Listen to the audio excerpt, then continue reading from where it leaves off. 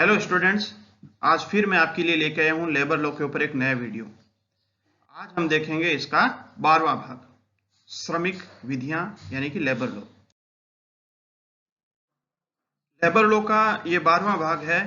तो दूसरी तरफ औद्योगिक विवाद अधिनियम इन दिनों हमारा चल रहा है और उसका 7वां भाग आपके लिए आज मैं लेके आया हूं।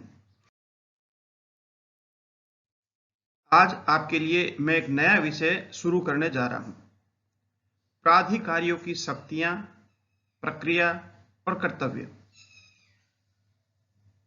प्राधिकारी से यहां हमारा तात्पर्य है कि इसके अंदर इंडस्ट्रियल डिस्प्यूट एक्ट के अंदर चाहे सुलह अधिकारी हो, जिसको समझौता अधिकारी बोलते हैं, सुलह बोर्ड हो, श्रम न्यायालय हो या कोई ट्रिब्यूनल हो, इनकी जो अथॉरिटी है इन्हें प्राधिकारी कहा गया है, इन्हें अथॉरिटीज कहा गया है।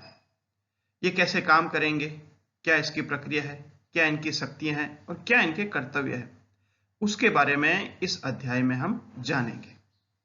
यह आज से मैं शुरू करने जा रहा हूं। ये धारा 11 से लेकर धारा 21 तक कौन से अधिनियम है? इंडस्ट्रियल डिस्प्यूट एक्ट 1947, औद्योगिक विवाद अधिनियम 1947 की धारा 11 से लेकर 21 तक में बताया गया है कि विभिन्न तरह के जो प्राधिकारी है वो किस तरह से काम करेंगे, उनके काम करने की क्या प्रक्रिया होगी, क्या उनकी शक्तियां होगी और क्या उनके कर्तव्य होंगे। तो सबसे पहले शुरू करते हैं हम धारा 11 से। धारा 11 कहती है सुलह अधिकारियों, बोर्डों, न्यायालयों और अधिकरणों की प्रक्रिया और शक्तियां। सुलह अधिकारी, हम जिसके बारे में अभी जानेंगे कि कौन है सुलह अधिकारी। बोर्ड, जितने भी तरह के लेबर से रिलेटेड बोर्ड बने हुए हैं जिनका काम ये होता है कि वह लेबर से संबंधित किसी लॉ से दिए हुए किसी अपने काम को पूरा करें। न्यायालय यानी कि लेबर कोर्ट, श्रम न्यायालय जिन्हें बोला गया, ट्रिब्यूनल, इन सब की एक काम करने की प्रक्रिया होगी, कुछ बेसिक प्रिंसिपल होंगे, कुछ सामान्य नियम होंगे, उनको उन्हें फॉलो करना होगा और कुछ शक्तियां हैं, उन शक्तियों का प्रयोग करते हुए वह प्रक्रियाओं का पालन करेंगे। उसी के बारे में जानते हैं। सबसे पहले देखते हैं धारा 11 की उपधारा 1। उन नियमों के अध्ययन रहते हुए जो इस निमित्त बनाए जाए। किस निमित्त बनाया जाए? कि जो भी प्राधिकारी है वो एक विशेष प्रक्रिया है उसका पालन कर सके। उन नियमों के अधीन रहते हुए जो इस निमित्त बनाए जाए, मध्यस्थ, बोर्ड, न्यायालय, श्रम न्यायालय, अधिकरण या राष्ट्रीय अधिकरण ऐसी प्रक्रिया का अनुसरण करेगा जैसी मध्यस्थ या अन्य प्राधिकारी जो संपृक्त हो ठीक समझे। काम करने के लिए कौन अधिकृत कहा गया है? या तो मध्यस्थ या प्राधिकारी, इन्हें सक्षम बताया गया है। ये जिससे कंसर्न हो यानी कि कह सकते हैं कि रिलेटेड हो, उनसे उस मामले के अंदर वो उस प्रक्रिया का पालन करेंगे जैसे ये ठीक समझे, यानी कि इन्हें विवेक की शक्ति दी गई है। दूसरे शब्दों में हम कह सकते हैं ऐसी प्रक्रिया का अनुसरण करेंगे जैसी ठीक समझे। विवेक की शक्ति कभी भी मनमानी नहीं होती। लॉ के अंदर जब भी कभी विवेक की शक्ति दी गई है उसके ऊपर एक न्यायिक विवेक होता है। न्यायालय के जो नियम होते हैं, जो न्याय के सिद्धांत होते हैं, उनकी पालना में ही इस प्रक्रिया का, इस शक्ति का, इस विवेक का पालन किया जा सकता है। इस बात को जरूर ध्यान में रखना है। धारा 11 की उपधारा 2 कहती है कि सुलह अधिकारी या बोर्ड का सदस्य या न्यायालय या श्रम न्यायालय, अधिकरण या राष्ट्रीय अधिकरण का पीठासीन अधिकारी किसी विद्यमान या आशंकित औद्योगिक विवाद की जांच के प्रयोजन के लिए युक्ति युक्त सूचना देने के पश्चात किसी ऐसे परिसर में प्रवेश कर सकेगा जो किसी ऐसे स्थापन के अधिभोग में हो जिससे वह विवाद संबंध हो। कोई भी प्रेमाइसिस जिसका कोई भी ऑक्यूपाइड हो उससे पहले पूछेगा या उसको बताएगा, सूचना देगा उसको। सूचना देने के बाद में ही उस परिसर में प्रवेश करेगा। कौन सा परिसर? जिस परिसर के अंदर औद्योगिक विवाद उत्पन्न हुआ और उस विवाद को हल करने के लिए चाहे सुलह अधिकारी या बोर्ड का सदस्य या न्यायालय या श्रम न्यायालय या अधिकरण या राष्ट्रीय अधिकरण या पीठासीन जो भी है, इनके पीठासीन अधिकारी के सामने मामला उस विवाद से संबंधित आया हो, तो विवाद को हल करने के लिए, औद्योगिक विवाद की जांच को करने के लिए एक सूचना देंगे और सूचना देने के बाद उस परिसर में ये प्रवेश कर सकेंगे। तो धारा 11 की उपधारा 1 में हमने क्या पढ़ा कि उन नियमों के अधीन रहते हुए जो इस निमित्त बनाए जाए। नियमों के अधीन तो नहीं है, ये तो विवेक की शक्ति जब आती है तो उसमें इंक्लूड भी होता है, लेकिन इसमें फिर भी स्पष्ट तौर पर लिख दिया गया है नियमों के अधीन रहते हुए मध्यस्थ, बोर्ड, न्यायालय, अधिकरण और अधिकरण के ऐसी प्रक्रिया का अनुसरण करेंगे जैसी मध्यस्थ यानी प्राधिकारी जो संपृक्त हो, जो कंसर्न्ड हो, वो ठीक समझे। तो यहां विवेकीय शक्ति की बात है। तो उपधारा 2 जो है वह इस बारे में संबंध है कि विवाद के संबंधित अगर किसी घटना स्थल पर कोई जाता है तो सूचना देने के पश्चात उसे प्रवेश करने की शक्ति होगी। अब हम देखते हैं धारा 11 की उपधारा 3 के अंतर्गत सुलह अधिकारियों, बोर्डों, न्यायालयों और अधिकरणों की जो प्रक्रिया और शक्तियां जो धारा 11 में हम जिसके बारे में पढ़ रहे हैं उसकी उपधारा 3 में लिखा गया है। हर बोर्ड, बोर्ड का मतलब या लेबर बोर्ड से, या जो भी विवादों को हल करने के लिए जो बोर्ड बनाया गया, सभी बोर्ड इसमें आ जाएंगे। जो लेबर से संबंधित इंडस्ट्रियल डिस्प्यूट एक्ट में ऑथोराइज्ड है, जो भी उनकी व्यवस्था की गई है, सभी बोर्ड आ जाएंगे। बोर्ड, न्यायालय, श्रम न्यायालय, सभी श्रम न्यायालय, अधिकरण और राष्ट्रीय अधिकरण को कुछ विषयों की बाबत सिविल प्रक्रिया संहिता के अंतर्गत जो है शक्तियां दी गई है। कुछ विषय कौन से हैं? किसी व्यक्ति को हाजिर कराने और शपथ पर उसकी परीक्षा कराने के लिए, इसी तरह से दस्तावेज और भौतिक पदार्थ पेश करने को विवश करने के लिए भी इनको शक्तियां दी गई है। साक्ष्यों की परीक्षा के लिए कमीशन निकालने के लिए भी इनको शक्तियां दी गई है। और ऐसे अन्य विषयों की बाबत जैसे विहित की जाए, यानी कि जो इस एक्ट में बताए गए हैं, वही शक्तियां होगी जो वाद का विचारण करते समय सिविल न्यायालय में सिविल प्रक्रिया संहिता 1908 के अधीन निहित होती है। और साथ ही साथ इसमें यह भी लिखा गया है कि बोर्ड, न्यायालय या कोई दूसरा न्यायालय, श्रम न्यायालय, अधिकरण या राष्ट्रीय अधिकरण द्वारा की जाने वाली हर जांच या अन्वेषण को भारतीय दंड संहिता की धाराओं 193 से 228 के अंतर्गत न्यायिक कार्यवाही समझा जाएगा। अब इसका क्या अर्थ हुआ, थोड़ा विस्तार से देखते हैं। यह कहता है कोई भी बोर्ड, कोई भी न्यायालय, न्यायालय इससे संबंधित कोई भी हो, श्रम न्यायालय हो, अधिकरण हो, सबके लिए एक व्यवस्था की गई है। क्या की गई है कि ये कुछ काम करेंगे तब इन्हें सिविल प्रक्रिया संहिता के अंतर्गत जो न्यायालय की शक्ति है वह इन्हें उपलब्ध होगी। कौन से कार्य? किसी व्यक्ति को हाजिर करने के लिए, यानी समन जारी करते हैं। तो दूसरे शब्दों में हम कह सकते हैं सिविल प्रक्रिया संहिता के अंतर्गत जैसे समन जारी करके किसी को बुलाया जा सकता है, ठीक उसी तरह से हाजिर करने के लिए ये जो प्राधिकारी है ये भी समन जारी कर सकते हैं और हाजिर करने के लिए बुला सकते हैं। शपथ पर उनकी परीक्षा कर सकते हैं। ये कह सकते हैं आपने जो कहा उसे शपथ पत्र पर दीजिए, और उसके बाद में शपथ पत्र पर अगर गलत सूचना देते हैं तो आईपीसी अपने आप लागू हो जाएगी। दस्तावेज और भौतिक पदार्थों को पेश करने को विवश करने के लिए, ये कह सकते हैं किसी भी डॉक्यूमेंट को पेश करो, पेश करने को विवश करने के लिए ये आदेश जारी कर सकते हैं किसी डॉक्यूमेंट को। ऐसी स्थिति में क्या होगा? ऐसी स्थिति में उस डॉक्यूमेंट को उसे पेश करना होगा। भौतिक पदार्थ, भौतिक पदार्थ का मतलब कोई भी वस्तु हो सकती है, वह कोई चीज हो सकती है, कोई औजार हो सकता है, और भौतिक पदार्थ उसे कहते हैं जिसे इंद्रियों द्वारा महसूस किया जा सकता है। ऐसे किसी भी वस्तु को भौतिक पदार्थ कहते हैं, उनको पेश करने के लिए विवश किया जा सकता है। साक्ष्यों की परीक्षा करने के लिए कमीशन निकालने की शक्ति, कमीशन या आयोग का गठन करने की शक्ति। कभी कभी क्या होता है कि साक्ष्यों का बड़ा समूह है, सबको न्यायालय में बुलाना संभव नहीं है, और अगर बुलाए तो बहुत अधिक समय लग जाएगा। तो उससे बचने के लिए एक आयोग जारी कर दिया जाता है जो घटना स्थल पर भी जा सकता है, घटना स्थल का मौका मुआयना कर सकता है, या साक्ष्यों का बड़ा समूह है तो उनसे सामूहिक रूप से भी कोई पूछताछ करी जा सकती है। कमीशन जो है, जो अपनी राय देगा, वो न्यायालय या प्राधिकारी जो भी है उनके सामने लिया जाएगा और न्यायालय या प्राधिकारी उसके ऊपर निर्णय करेगा।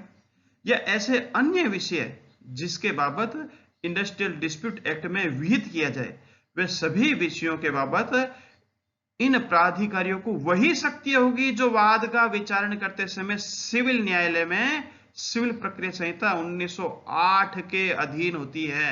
यानी जो सीपीसी के अंतर्गत एक सिविल कोर्ट को जो पावर है, वो सभी पावर इन अथॉरिटीज को भी, इन प्राधिकारियों को भी उपलब्ध होगी। और साथ ही साथ क्या लिखा गया है, ऐसे बोर्ड, न्यायालय, श्रम न्यायालय, अधिकरण या राष्ट्रीय अधिकरण द्वारा की जाने वाली हर जांच या अन्वेषण को भारतीय दंड संहिता की धारा 193 से 228 के अर्थ के अंतर्गत न्यायिक कार्यवाही समझा जाएगा। अब न्यायिक कार्यवाही हो गया तो इनके ऊपर न्यायिक कार्यवाही की तरह शक्तियां भी आ जाएगी, तो न्यायिक कार्यवाही की तरह इनके कर्तव्य भी आ जाएंगे, ये लोक सेवक भी समझे जाएंगे। तो ऐसी स्थिति में इनके कुछ अधिकार मिलेंगे तो कुछ कर्तव्य होंगे। अब ये रिश्वत नहीं ले सकते, अब ये बेईमानी नहीं कर सकते, अब ये कपट पूर्वक काम नहीं कर सकते, और अगर ऐसा कुछ गलत कार्य करते हैं तो वीआईपीसी लागू हो जाएगी। तो शक्तियां आएगी तो वहां दायित्व भी इनके ऊपर आ जाएंगे, जिम्मेदारियां भी आ ही जाएगी। इस तरह से धारा 11 की उपधारा 3 जो है वह बोर्ड, न्यायालय और बाकी प्राधिकारी जो है उनको सीपीसी की और आईपीसी की कुछ शक्तियों को प्रदान करने वाली है। अब हम देखते हैं धारा 11 की उपधारा 4 के बारे में। उपधारा 4 कहती है कि सुलह अधिकारी किसी व्यक्ति की परीक्षा करने के प्रयोजन के लिए ऐसे व्यक्ति की हाजिरी प्रवर्तित करा सकेगा या किसी ऐसे दस्तावेज को मंगा सकेगा और उसका निरीक्षण कर सकेगा जिसके बारे में उसके पास ये समझने का आधार हो कि वह औद्योगिक वाद से सुसंगत है। अभी इतना ही समझते हैं। सुलह अधिकारी, सुलह अधिकारी के बारे में लिखा गया है कि सुलह अधिकारी किसी व्यक्ति की परीक्षा करने के प्रयोजन के लिए किसी व्यक्ति की हाजिरी प्रवर्तित करा सकेगा। साहब उससे पूछना है, कोई परीक्षा करनी है तो उसको कहेगा कि सामने आओ, सामने आएगा तो उसके बाद में उसकी परीक्षा करवाई जा सकेगी। क्रॉस एग्जामिनेशन, मुख्य परीक्षा, प्रति परीक्षा, पुनः परीक्षा जो भी है वह करवाई जा सकेगी। और किसी ऐसे दस्तावेज को मंगा सकेगा और उसका निरीक्षण कर सकेगा जिसके बारे में उसके पास समझने का आधार हो कि वो औद्योगिक वाद से सुसंगत है। यानी कि सुलह अधिकारी की नजर में या बोर्ड या न्यायालय अधिकरणों की नजर में या उनके विचार से अगर ऐसा है कि कोई दस्तावेज औद्योगिक वाद से कोई जुड़ा हुआ हो सकता है, कोई न कोई कनेक्शन हो सकता है, कोई जुड़ा हुआ किसी तरह से संसक्त है या किसी तरह से संबंधित है, तो उसको अपने सामने मंगवा सकेगा। या किसी अधिनिर्णय के कार्यान्वयन को सत्यापित करने या अधिनियम के अधीन उस पर अधिरोपित किसी अन्य कर्तव्य का पालन करने के लिए आवश्यक है और पूर्वोक्त प्रयोजन के लिए किसी ऐसे व्यक्ति को हाजिरी प्रवर्तित कराने और उसकी परीक्षा करने या दस्तावेज को पेश करने के लिए विवश करने की बाबत सुलह अधिकारी को वे शक्तियां होगी जो सिविल प्रक्रिया संहिता 1908 के अधीन सिविल न्यायालय में निहित होती है। तो कुल मिलाके धारा 11 की उपधारा 3 जहां बोर्ड, न्यायालय, श्रम न्यायालय और अधिकरणों को यह पावर देती थी कि किसी व्यक्ति को हाजिरी करा लो, दस्तावेज पेश करा लो, उसी तरह से धारा 11 की उपधारा 4 जो है सुलह अधिकारी को भी ऑथोराइज करती है। सुलह अधिकारी को कहती है, अधिकृत करती है कि सुलह अधिकारी भी किसी व्यक्ति की परीक्षा कर सकता है और हाजिरी को प्रवर्तित कराने के लिए किसी दस्तावेज को मंगा सकता है, उसका निरीक्षण कर सकता है या किसी अधिनिर्णय यानी कि डिसीजन देने के लिए, अंतिम निर्णय, अवार्ड देने के लिए, ठीक है, देने के लिए अगर वो चाहता है उसके कार्यान्वयन के लिए अधिनियम के अधीन, तो जो भी उसका कर्तव्य है उसके कर्तव्य के पालन के लिए, अवार्ड फाइनल जारी करने के लिए जो कर्तव्य पालन के लिए या और किसी पहले के प्रयोजन के लिए, जो कि हम ऊपर देख चुके हैं किसी व्यक्ति की हाजिरी परिवर्तित करने या परीक्षा करने या दस्तावेज को पेश करने के लिए विवश करने की बाबत सुलह अधिकारियों को भी वही शक्तियां होगी जो सिविल प्रक्रिया संहिता 1908 के दिन सिविल न्यायालय में होती है। तो इस तरह से हम कह सकते हैं धारा 11 की उपधारा 3 जो है वह बोर्ड, न्यायालय, श्रम न्यायालय और अधिकरणों को शक्तियां देती है, तो 11 की उपधारा 4 सुलह अधिकारियों को ऑथोराइज करती है।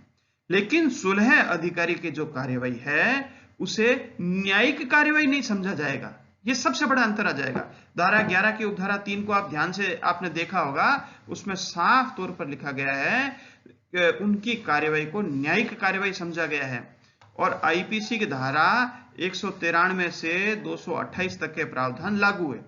लेकिन सुलह अधिकारी की कार्यवाही को न्यायिक कार्यवाही नहीं समझा गया। सिविल प्रक्रिया संहिता की जो शक्तियां हैं वे तो सेम है, लेकिन न्यायिक कार्यवाही इनको सुलह अधिकारी की कार्यवाही को नहीं समझा जाएगा। यह सबसे बड़ा अंतर आ जाता है, इसे जरूर ध्यान में रखें।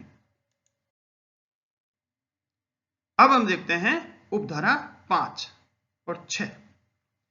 उपधारा 5 कहती है कि यदि न्यायालय, श्रम न्यायालय, अधिकरण या राष्ट्रीय अधिकरण ऐसा करना ठीक समझे तो वह विचाराधीन विषय का विशिष्ट ज्ञान रखने वाले एक या अधिक व्यक्तियों को अपने समक्ष की कार्यवाही में सलाह देने के लिए असेसर या असेसरों के रूप में नियुक्त कर सकेगा। धारा 11 की 5 क्या कहती है? धारा 11 की उपधारा 5 कि न्यायालय, श्रम न्यायालय, अधिकरण या राष्ट्रीय अधिकरण, इसमें सुलह अधिकारी के बारे में भी नहीं है, अगर ठीक समझे तो वह विचाराधीन विषय यानी कि जो औद्योगिक विवाद जिस पे चल रहा है और औद्योगिक विवाद से संबंधित जो भी विचाराधीन विषय है उसका विशिष्ट ज्ञान रखने वाले या दूसरे शब्दों में उससे संबंधित विशेषज्ञ व्यक्ति है, चाहे वो एक हो या एक से अधिक व्यक्तियों का समूह भी हो सकता है, अपने समक्ष की कार्यवाही में यानी कि जो उनकी न्यायिक कार्यवाही और जो उनकी सिविल प्रक्रिया संहिता के अंतर्गत जो कार्यवाही चल रही है, शक्तियों का प्रयोग करते हुए जो कार्यवाही चल रही है, उसमें सलाह देने के लिए असेसर अपॉइंट करने के लिए पावर दी गई है। उन्हें सलाहकार नियुक्त कर सकते हैं न्यायालय, श्रम न्यायालय, अधिकरण या राष्ट्रीय अधिकरण को यह शक्ति है। सुलह अधिकारी की शक्तियां थोड़ी अलग है, अब उसके बारे में देखते हैं। सभी सुलह अधिकारी बोर्ड या न्यायालय के सदस्य और श्रम न्यायालय, अधिकरण या राष्ट्रीय अधिकरण के पीठासीन अधिकारी भारतीय दंड संहिता की धारा 21 के अर्थ के अंतर्गत लोक सेवक समझे जाएंगे। और लोक सेवक समझे जाएंगे तो लोक सेवक से संबंधित प्रावधान जो है वो अपने आप लागू हो ही जाएंगे। एंटी करप्शन एक्ट भी लागू हो जाएगा, सभी लोक सेवक के ऊपर लागू होता है। तो न्यायालय, श्रम न्यायालय, अधिकरण या राष्ट्रीय अधिकरण को किसी विशेषज्ञ व्यक्ति को असेसर या असेसरों को नियुक्त करने की शक्ति दी गई है, लेकिन सुलह अधिकारी के बारे में कुछ नहीं लिखा गया है। तो दूसरे शब्द में सुलह अधिकारी को असेसर नियुक्त करने की शक्ति नहीं होगी। साथ ही सुलह अधिकारी बोर्ड या न्यायालय के सदस्य जो है ये सभी राष्ट्रीय अधिकरण और पीठासीन, इनके पीठासीन अधिकारी जो भी है आईपीसी की धारा 21 के अंतर्गत सभी लोक सेवक समझे जाएंगे। अब देखते हैं उपधारा 7 के बारे में। श्रम न्यायालय, अधिकरण या राष्ट्रीय अधिकरण के समक्ष की किसी कार्यवाही के और उससे आनुषंगिक खर्चों को दिलाना इस अधिनियम के अधीन बनाए गए नियमों के अध्ययन रहते हुए उस श्रम न्यायालय, अधिकरण या राष्ट्रीय अधिकरण के विवेकाधिकार में होगा। पहले इतना समझते हैं, कोई भी श्रम न्यायालय हो, अधिकरण हो, राष्ट्रीय अधिकरण हो, अपने समक्ष की कार्यवाही में आनुषंगिक खर्चों को दिलाना। आनुषंगिक खर्चे कौन से हुए? आनुषंगिक खर्चे वे किसी गवाह को बुलाया और गवाह के आने जाने का खर्चा अगर लगता है तो वो खर्चा किससे दिलवाया जाएगा उसके बारे में व्यवस्था कर सकता है। इसके अलावा कोई डॉक्यूमेंट है, किसी को डॉक्यूमेंट से रिलेटेड है या कार्यवाही से संबंधित कोई भी कहीं कमीशन जारी किया, उस कमीशन का खर्चा है, उन खर्चों को दिलाने के बारे में नियमों के अधीन रहते हुए ये सशक्त होंगे। और आगे देखते हैं, और यथास्थिति यानी जैसी परिस्थिति हो उस श्रम न्यायालय, अधिकरण या राष्ट्रीय अधिकरण को यह अवधारित करने के लिए कि ऐसे खर्चे जिसके द्वारा और जिसको कितने तक तथा किन शर्तों के यदि कोई हो अध्ययन रहते हुए दिए जाने हैं और पूर्वोक्त प्रयोजन के लिए सभी आवश्यक निर्देश देने की पूरी शक्ति होगी और ऐसे खर्चे हकदार व्यक्ति द्वारा समुचित सरकार को आवेदन किए जाने पर उस सरकार द्वारा उस रीति से वसूल किए जा सकेंगे जैसे भू राजस्व की बकाया वसूल की जाती है। धारा 11 की उपधारा 7 कहती है कि श्रम न्यायालय अधिकरण या राष्ट्रीय अधिकरण को अपने समक्ष की किसी कार्रवाई के अंदर नियमों के अधीन रहते हुए यह विवेकाधिकार होगा कि अगर वो खर्चा होता है तो उसकी वसूली करवा ले और किस पक्षकार से लेनी है वो तय कर सकते हैं और उस पक्षकार को देनी है, किस पक्षकार को देना है, कितना खर्चा देना है, किस तरह से देना है, किन शर्तों के अधीन देना है, किन नियमों के अधीन देना है, उसके बारे में तय कर सकेंगे। लेकिन फिर भी अगर कोई खर्चा देता ही नहीं है तो क्या करें? कोई पक्षकार इनकार ही कर दे कि मैं तो दूंगा ही नहीं खर्चा, मैं तो पैसे नहीं देने वाला, तो ऐसी स्थिति में उसका खर्चा भू राजस्व के बकाया की तरह वसूल किया जा सकता है, लैंड रेवेन्यू की बकाया की तरह। अब लैंड रेवेन्यू का बकाया कैसे होता है, सारांश में उसको भी समझ लेते हैं। अगर भू राजस्व का बकाया है कोई, तो उसके बारे में जो भी बकाया है तहसीलदार को उसकी सूचना कर दी जाती है कि फला व्यक्ति है और उससे बकाया जो है वसूल करना है, वो जितना भी रुपया है। तो सबसे पहले जो तहसीलदार होगा या जो भी अधिकृत व्यक्ति होगा, तहसीलदार के अलावा अन्य व्यक्ति भी हो सकता है, उसको यह अधिकार होगा कि सबसे पहले तो वह उस व्यक्ति से मांग करे कि मेरे पास यह अधिकार आया है कि आप खर्चे दीजिए। उसके बावजूद भी वो नहीं होता तो वह संपत्ति की कुर्की कर सकता है उस व्यक्ति की, और संपत्ति को कुर्की करने के बाद में उस संपत्ति की नीलामी करवा सकता है। और संपत्ति की कुर्की, संपत्ति की नीलामी या अखबार में कोई नोटिस निकालना पड़ा, उसका जो खर्चा होगा पहले तो वो खर्चा ले लेगा। उसके बाद में न्यायालय ने जिसने भी आदेश दिया है या प्राधिकारी ने जिसने भी आदेश दिया है कि साहब ये खर्चा भू राजस्व की तरफ वसूल करना है, जिससे बकाया, वो बकाया है वो दे दिया जाएगा। उसके बाद भी संपत्ति को बेचने के बाद कोई पैसा बच जाता है तो वह उसी व्यक्ति को लौटा दिया जाएगा जिसकी संपत्ति है। उदाहरण देखते हैं, किसी व्यक्ति से 2000 रुपए वसूल करने हैं, मात्र 2000, ज्यादा नहीं है, केवल 2000 वसूल करने हैं, क्योंकि उसने किसी गवाह के लिए जो न्यायालय को देने थे वो जमा नहीं करे। तो जो भी तहसीलदार है उसके पास में लेटर जाएगा। तहसीलदार सबसे पहले तो उसको डाक से उसको कहेगा देखो बकाया है ये आप दे दो, दे देगा तो ठीक है, नहीं तो फिर अखबार में नोटिस निकाला जाएगा कि इस तारीख को अगर दे दे तो ठीक है, वरना आपकी संपत्ति कुर्क करवाई जा सकेगी। फिर भी नहीं देता है तो अब संपत्ति को उसके कुर्क करवाया जा सकेगा, उस संपत्ति को कुर्की करवा देंगे। कुर्की करने के लिए पूरा एक विभाग होगा और नियमों के अधीन उसकी बिड लगा दी जाएगी, और जो पैसा आएगा उसमें से तहसीलदार वो 2000 रुपए भी दे देगा जो गवाह को नहीं देने के कारण जो जुर्माना लगाया गया। उसके बाद में तहसीलदार अपना खर्चा वसूल करेगा, कोई डाक खर्च है तो उसको वसूल करेगा, कोई अखबार में नोटिस निकाला वो वसूल करेगा, नीलामी कार्रवाई में जो खर्चा आया वो वसूल करेगा, अगर कभी कभी पुलिस को बुलाना पड़ा और पुलिस का कोई खर्चा लगा वह भी वसूल कर लेगा, जो भी खर्चा लगा वो वसूल कर लेगा। वसूल करने के बाद भी चूंकि वसूली का खर्चा माना अगर 10-20 हजार रुपए लगा, वो 10-20 हजार ये 2000 रुपए कोर्ट के, और मकान को बेचने से या जो संपत्ति को बेचने से और ज्यादा पैसा आया वो बाकी पैसा उसी मालिक को दे दिया जाएगा। तो मालिक को बड़ा महंगा पड़ा ना, कहां 2000 में काम छूट रहा था, कहां उसके बहुत अधिक पैसे लगे। तो अच्छा यही रहेगा कि जो भी ये डिमांड करे वह पैसा दे देना चाहिए, अधिकृत प्राधिकारी जो है उसका खर्चा दे देना चाहिए। अगर आप उससे सहमत नहीं है अपील कर लो, अपील के अंदर फिर आपको एक अवसर मिलेगा, लेकिन एक बार आपको खर्चा दे देना चाहिए।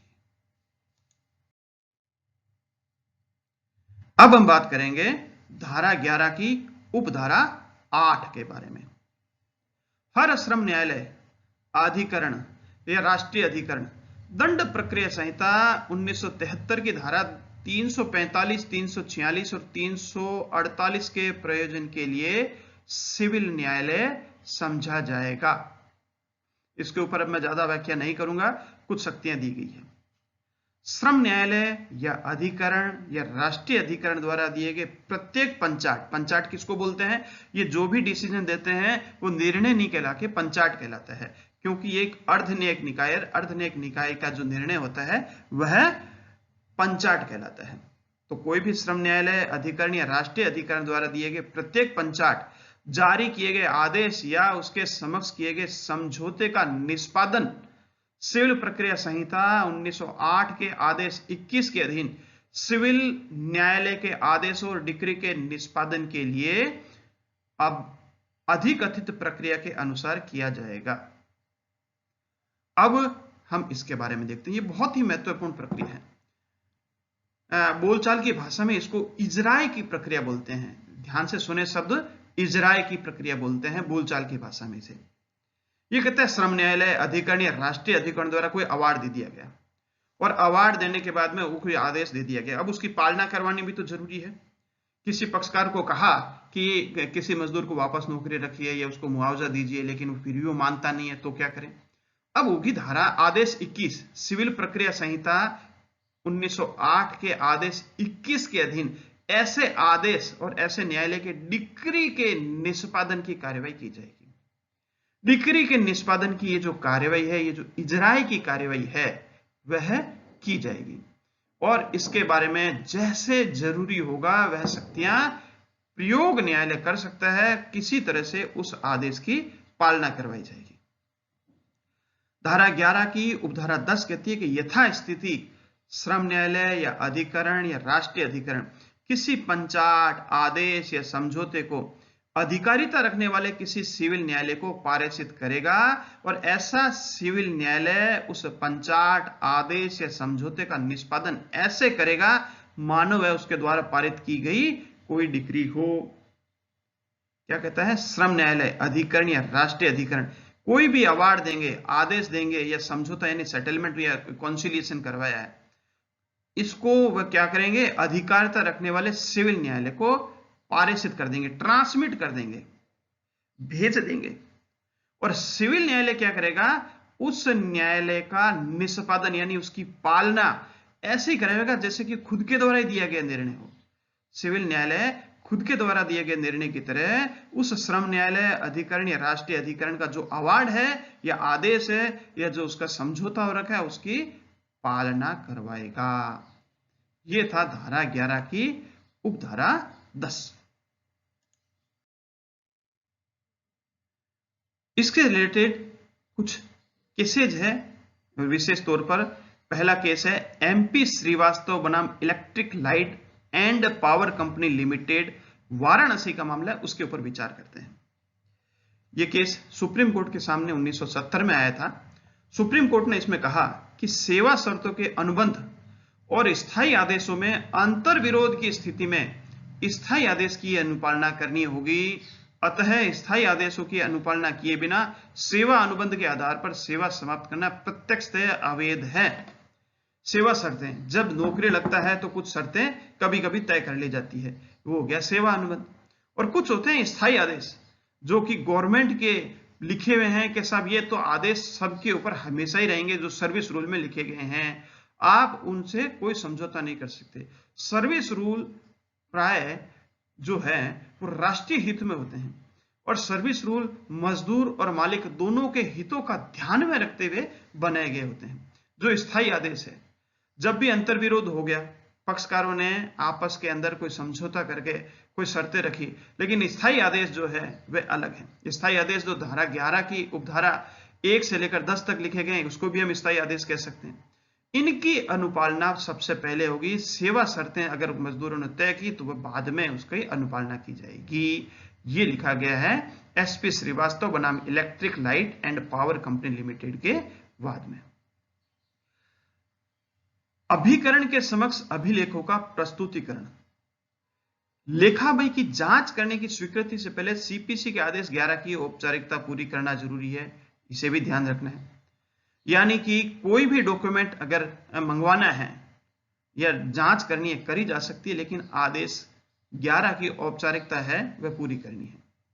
अभिलेखों का निरीक्षण कर तथ्यों को इस तरह से नहीं निकाला जा सकता जिससे स्वयं को फायदा और प्रतिपक्ष को नुकसान प्रद हो। जानबूझकर तोड़ मरोड़ कर इंटरप्रिटेशन ऐसे नहीं किया जा सकता, एक तरफा इंटरप्रिटेशन जो अपने फायदे की भाषा हो। भाषा तो वही काम में ली जाएगी जो कि सामान्य भाषा होती है और जिससे सभी दुनिया अर्थ लगाती है, ना कि अपने फायदे का अर्थ लगाने वाला कोई भाषा का इस्तेमाल किया जाएगा। जैसे कहा ना कि रोको मत जाने दो, तो इसके दो अर्थ हो जाते हैं। एक तो है रोको मत जाने दो यानी जाने मत दो, एक रोको मत और जाने दो। किसी व्यक्ति का जैसा फायदा है उसको वैसा अर्थ लगाने की अनुमति नहीं दी जाएगी। यहां अगर शब्द अर्थ स्पष्ट नहीं है तो ऐसी स्थिति में न्यायिक विवेक का प्रयोग करते हुए ही डिसीजन दिया जाएगा, और बाकी मामलों में भी जैसा सामान्य अर्थ निकलता है, जैसे दुनिया अर्थ निकालती है, वैसा ही अर्थ लगाया जाएगा। अभिलेखों की पहुंच दोनों पक्षकारों को तक समान होगी। ऐसा नहीं कि किसी एक पक्षकार को सभी डॉक्यूमेंट देखने का अधिकार होगा, चाहे वह नियोजक वर्ग है, और एक पक्षकार को कोई डॉक्यूमेंट नहीं दिखा जाएगा। अगर कोई विवादित डॉक्यूमेंट है या विवाद से संबंधित कोई डॉक्यूमेंट है, अभिलेख है, तो उसकी पहुंच दोनों पक्षकारों पर, विवाद के जो दोनों पक्षकार है, समान रूप से रहेगी। मेसर्स विलियमसन मैंगट एंड कंपनी के कर्मकार गण बनाम उसके प्रबंधक के केस में कहा गया कि औद्योगिक शांति के लिए अधिकरण प्रभावी पंचाट प्रदान करने की स्वीकृति दे सकता है। अधिकरण यानी कि ट्रिब्यूनल कह सकता है कि प्रभावी पंचाट इसमें जारी कर दिया जाए, वह कह सकता है। अब हम देखते हैं कुछ आगे की बातें। औद्योगिक अधिकरण हस्तक्षेप हस्तक्षेप करने की शक्ति। कुछ मामलों में औद्योगिक अधिकरण हस्तक्षेप कर सकता है। Messrs Khardah and company limited बनाम उसके कर्मकारगण 1964 का मामला बहुत ही महत्वपूर्ण मामला है। Messrs Khardah and company limited बनाम उसके कर्मकारगण, इस मामले में सर्वोच्च न्यायालय ने 1964 में कहा कि औद्योगिक अधिकरणों को निम्न स्थितियों में प्रबंधकीय कार्यों में हस्तक्षेप करने की शक्ति प्रदान की गई है।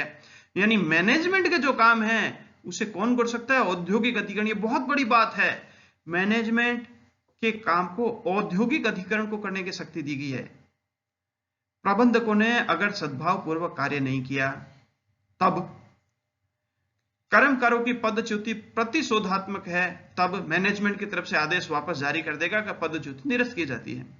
पदच्युति की प्रक्रिया में अनुचित श्रम व्यवहारों का प्रयोग किया गया है, अनफेयर लेबर प्रैक्टिस का यूज किया गया है, तब प्रबंधकों ने कोई मूलभूत त्रुटि की है, कोई बड़ी गलती की है, अथवा नैसर्गिक न्याय के सिद्धांतों का स्पष्ट तौर पर उल्लंघन किया गया, प्राकृतिक न्याय के जो नियम है उनका उल्लंघन कर दिया, या तथ्यों से प्रतीत होता है कि निष्कर्ष निराधार है अथवा तथ्यों के विपरीत पाए गए हैं।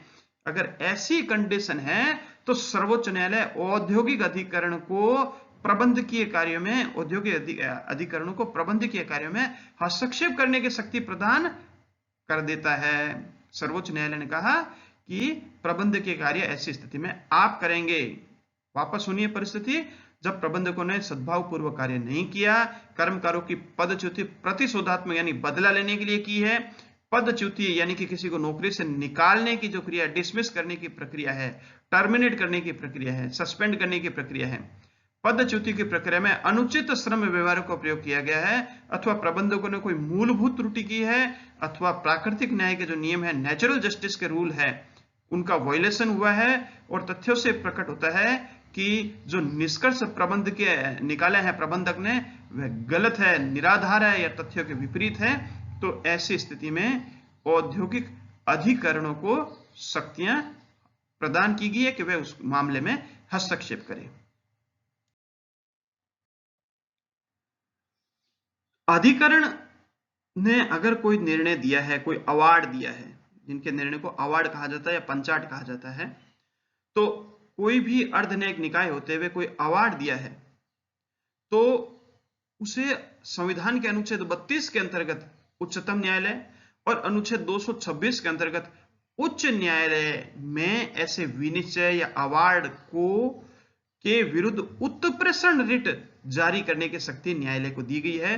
तो कोई भी व्यक्ति न्यायालय में जा सकता है और कह सकता है कि जो अधिकरण का निर्णय है उसके विरुद्ध उत्प्रेषण रिट जारी की जाए। उत्प्रेषण रिट किन परिस्थितियों में न्यायालय जारी कर सकता है उसके बारे में लिखा गया है। यदि अधिकरण की क्षेत्राधिकार अभाव संबंधी त्रुटि हुई हो, अधिकरण को क्षेत्राधिकार नहीं था फिर भी उसने मामले की सुनवाई कर ली, तो ऐसी स्थिति में उत्प्रेषण रिट यानी कि रिट ऑफ सर्शियोरारी जारी की जा सकती है। यदि क्षेत्राधिकार के आधिक्य की स्थिति हो, क्षेत्राधिकार से एक्सेस यानी कि क्षेत्राधिकार था नहीं, जबरदस्ती क्षेत्राधिकार ले लिया, क्षेत्राधिकार का इंटरप्रिटेशन इस तरह से किया, ज्यूरिसडिक्शन का इंटरप्रिटेशन इस तरह से किया कि उसको अपने आप बढ़ा लिया, या विनिश्चय प्रदान करने में स्पष्ट या वैधानिक त्रुटि है, जो भी डिसीजन है, जो अवार्ड है, उसे प्रदान करने के अंदर एकदम स्पष्ट और कोई बड़ी विधि की भूल की गई है, तब भी हम रिट लगा सकते हैं और न्यायालय उसके अंदर उत्प्रेषण रिट जारी कर सकता है। यदि नैसर्गिक न्याय के सिद्धांतों का अधिकरण द्वारा अतिलंघन कर दिया गया, प्राकृतिक न्याय के नियमों का उल्लंघन कर दिया गया है, तब भी सुप्रीम कोर्ट और हाई कोर्ट रिट जारी कर सकता है। और उत्प्रेषण रिट जारी करते समय उच्च न्यायालय पर्यवेक्षणीय और अपीलीय क्षेत्राधिकार का प्रयोग करते हैं। उत्प्रेषण रिट में ऑब्जर्वेटरी पावर आती है, पर्यवेक्षण की पावर आ जाती है, और साथ ही अपीलीय क्षेत्राधिकार, जिस तरह से एक अपीलीय न्यायालय कार्य करता है, उस शक्तियों का प्रयोग कर सकता है। उत्प्रेषण रिट विषय ऐसी त्रुटि के सुधार के लिए जारी किया जा सकता है जो अभिलेख के आमुख पर प्रथम दृष्टया कोई त्रुटि परिलक्षित होती है। यानी कि प्राइमा फेसी लग रहा है डॉक्यूमेंट को देखने से कि कोई न कोई अधिकरण के द्वारा भूल की गई है, तो ऐसी स्थिति में उच्च न्यायालय या उच्चतम न्यायालय, जो भी स्थिति है, उत्प्रेषण रिट यानी रिट ऑफ सर्स्योरारी जारी कर सकता है। अब हम देखते हैं अधिकरणों के विनिश्चयों के विरुद्ध संविधान के अनुच्छेद 136 के अधीन विशेष अनुमति संबंधी प्रावधान। संविधान के अनुच्छेद 136 के अंतर्गत एक विशेष अनुमति के अंतर्गत अपील करने का अधिकार है। विशेष अनुमति के अंतर्गत अपील कब होगी, उसी के बारे में बात करते हैं। संविधान के अनुच्छेद 136 के अंतर्गत भारत राज्य क्षेत्र में स्थित न्यायालयों अथवा न्यायाधिकरणों द्वारा दिए गए किसी विनिश्चय अथवा अन्य आदेशों के विरुद्ध विशेष अनुमति देने के लिए भारत के उच्चतम न्यायालय को क्षेत्राधिकार प्रदान किया गया है। भारत के उच्चतम न्यायालय को कहा गया है कि विशेष अनुमति दे सकते हैं किसके विरुद्ध? भारत क्षेत्र के किसी भी न्यायालय या न्यायाधिकरणों द्वारा दिए गए विनिश्चय के विरुद्ध इनको क्षेत्राधिकार दिया गया है। अब किसी न्यायालय के अंतर्गत न्यायिक न्यायालय, अर्ध न्यायिक कार्यवाही हो रही है तब भी है, और न्यायाधिकरणों यानी ट्रिब्यूनल जो है उनके खिलाफ ये शक्ति दी गई है। कब कर सकते हैं? यदि प्राकृतिक न्याय के नियमों का स्पष्ट तौर पर उल्लंघन हो रहा है, तो ऐसी स्थिति में अनुच्छेद 136 के अंतर्गत विशेष अनुमति प्रदान की जा सकती है कि उसके ऊपर सुनवाई करी जाए। या औद्योगिक विधि संबंधी कोई सारवान प्रकृति का विषय हो, तब भी विशेष अनुमति प्रदान करी जा सकती है। सारवान प्रकृति का विषय, अब ये सारवान प्रकृति का विषय, सब्सटेंशियल नेचर का जो मामला है, यह एक विस्तृत शब्दावली है। सारवान प्रकृति से यह समझे महत्वपूर्ण विषय है जिसमें लगता है सारांश रूप से कहा जा सकता है कि इसके ऊपर सुनवाई करी जा सकती है, यानी अपवाद मूलक परिस्थितियां हैं। तो ऐसे स्थिति में अनुच्छेद 136 के अंतर्गत विशेष अनुमति संबंधी प्रावधान है अपील के। जब आपके पास अपील के दूसरे साधन उपलब्ध है तब अनुच्छेद 136 का प्रयोग नहीं किया जाता है, लेकिन आपके पास में अपील के दूसरे साधन कोई नहीं है, तब विशेष अनुमति याचिका स्वीकार तभी की जाएगी। भारत बैंक लिमिटेड बनाम भारत बैंक के कर्मकार गण 1950 का मामला है। उसमें लिखा गया ये सामान्य अधिकार नहीं है, सामान्य परिस्थितियों में साक्ष्यों का पुनरावलोकन नहीं किया जा सकता, लेकिन यदि विनिश्चय में ऐसा दोष रह गया है जिससे पक्षकार के साथ न्याय नहीं हो सका, तब अनुच्छेद 136 के अधीन साक्ष्यों का पुनरावलोकन किया जा सकता है। यानी विशेष परिस्थिति जब लगता है कि न्याय नहीं हुआ है और इतना कोई बड़ी गलती रह गई है जो पहली नजर में दिख रही है या सामान्य तौर पर दिख रही है, तभी अनुच्छेद 136 का जो अधिकार है उसका प्रयोग किया जाएगा, अन्यथा नहीं किया जाएगा। तो अब तक हमने देखा धारा 11 और उससे संबंधित विशेष तरह के प्रावधानों के बारे में, और हमारा अध्याय आज चल रहा है प्राधिकारियों की प्रक्रिया, शक्तियां और कर्तव्य। ये आगे भी जारी रहेगा।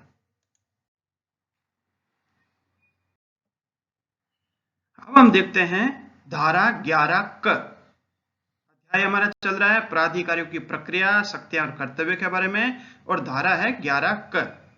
धारा 11 क्या लिखती है कि कर्मकारों को सेवोन्मुक्त या पदच्युत करने की दशा में समुचित अनुतोष देने की श्रम न्यायालयों, अधिकरणों और राष्ट्रीय अधिकारियों की शक्तियां।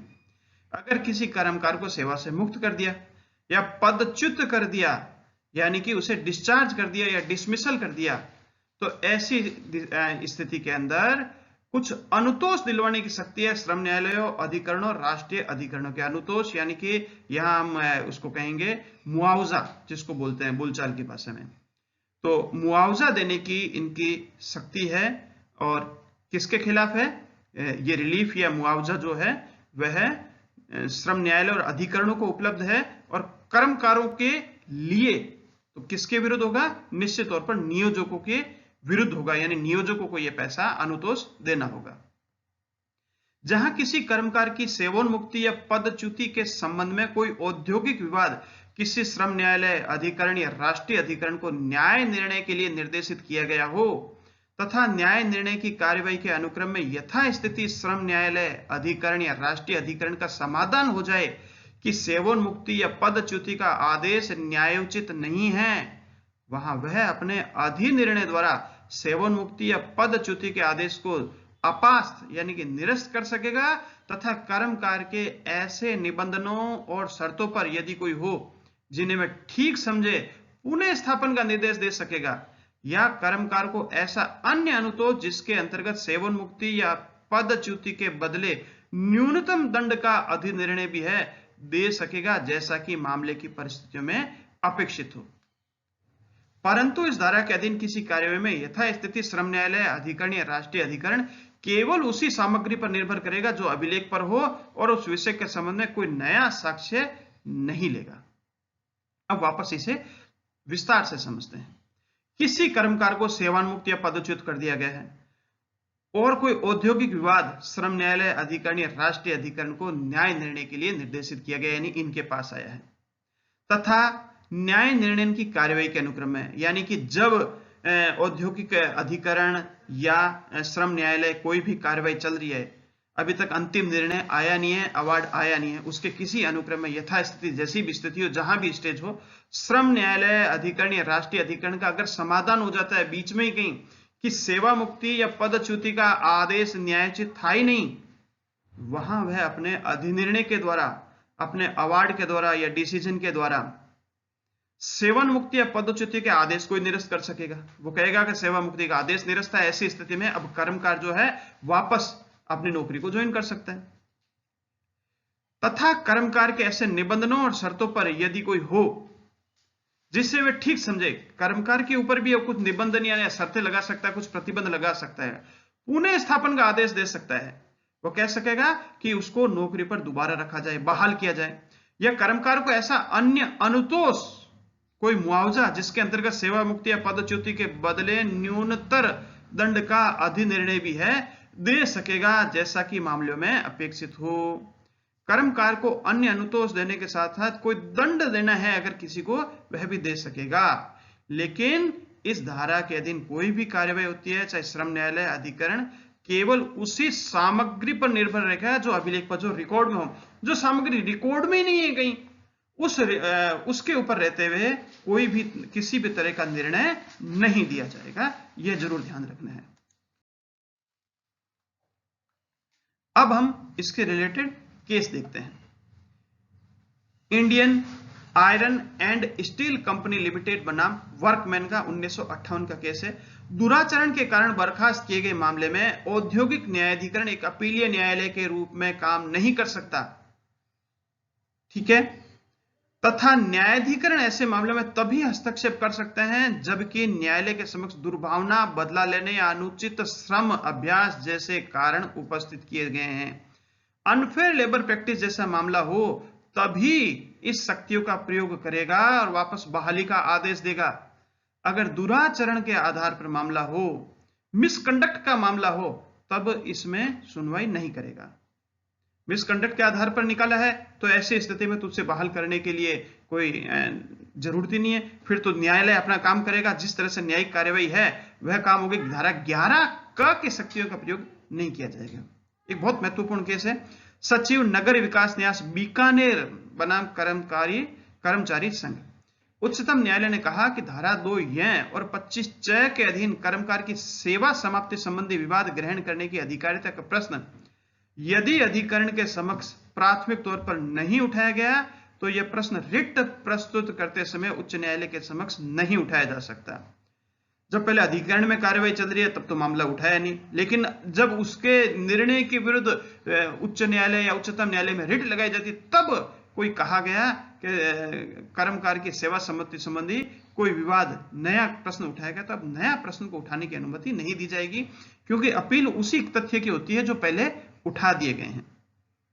राजस्थान विकास निगम बनाम गीतम सिंह का मामला है 2013 का। उच्चतम न्यायालय ने कहा कि उच्च न्यायालय को छंटनी के आदेश को अपास्त करते समय यानी निरस्त करते समय पुनः नियोजन की अपेक्षा क्षतिपूर्ति के आदेश को दिया जाना चाहिए। अगर मामला छंटनी का है और छंटनी कर दी गई है, जब छंटनी कर दी है तो पुनः नियोजन का आदेश नहीं दिया जाना चाहिए, उल्टा क्षतिपूर्ति दिया जाना चाहिए, क्योंकि अगर पुनः नियोजन की स्थिति होती तो छंटनी कोई करता ही क्यों। सारांश यह है कि धारा 11 क के अधिकार के प्रयोग के समय युक्ति युक्त रूप से न्यायिक विवेक का प्रयोग करना चाहिए, यानी कि जहां तक हो सके न्यायिक विवेक का किया जाएगा, ना कि भावनाओं में बहकर किसी भी तरह का निर्णय दिया जाएगा।